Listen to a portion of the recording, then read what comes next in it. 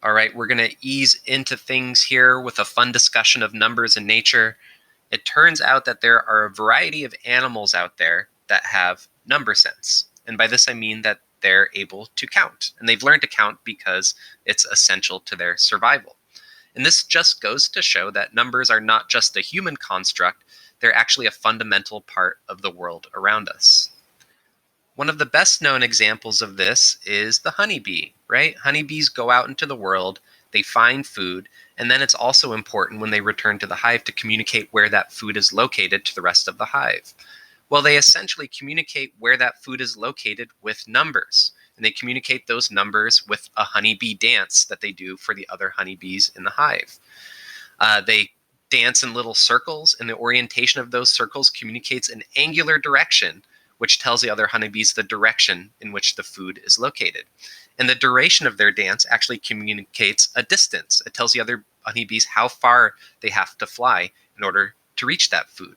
Both of those pieces of information are quantitative in nature. Researchers in New Zealand have also observed that robins count their food sources. So what they did in a controlled experiment was they had a robin perched nearby, and the scientists would wander up to a log and hollow out some cavities and show the robin as they placed a certain number of mealworms into those cavities. And when they left, the robin would go and eat those mealworms. Well, in a slight tweak to the experiment, they would use sleight of hand to remove mealworms when the robin wasn't looking. And what they noticed is that the robin became really flustered and confused when it didn't find the same number of mealworms as it was expecting. So in this case, it appears that the robin was actually counting the number of mealworms and keeping that information in its mind when it went out and searched for the mealworms. All right, and here we have perhaps my favorite example of this video. We have desert ants, okay? And there's a lot of questions surrounding how these desert ants navigate their surroundings. Namely, how do they find their way back home?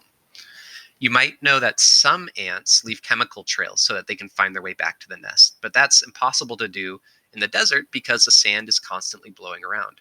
And similarly, you can't use geographic features to navigate because those geographic features are blowing around and changing as well.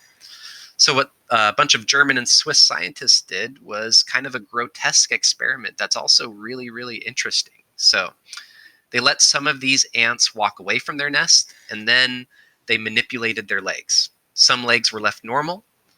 Some ant legs had stilts glued onto them so that these ants took larger steps than normal. Some of these ants had their legs trimmed into stubby little legs that took tiny little steps. And here's what they saw when they released the ants to go back to their nest. Okay? The ants with normal legs made their way back to the nest. The ants with stilts attached to their legs made it back to the nest and just kept on walking. They didn't realize that they were back at their nest. The ants with little stubby legs walked part of the way back to their nest and then just stopped. They were expecting to be home. And what the scientists suspect is that the ants are actually keeping track of the number of steps they're taking in order to navigate their surroundings, right? When the ants took bigger steps, they covered a larger distance and went past their nest. The ants that took smaller steps covered less distance and didn't make it back to their nest. So it's quite possible that these teeny tiny little creatures with tiny little brains are keeping track of huge numbers in their minds so that they can navigate these unique environments. Finally, there are many examples in nature of creatures that live in groups or colonies that are really good at counting the number of individuals in other groups or colonies. These rhesus monkeys, for example, are really good at counting the number of rhesus monkeys in other groups because they're regularly coming into conflict with other groups over space and resources. And researchers at Duke University actually found that these monkeys can count the number of individual objects much more quickly than Duke University students. It just goes to show you that some of these animals with number sense are using numbers in fairly sophisticated ways.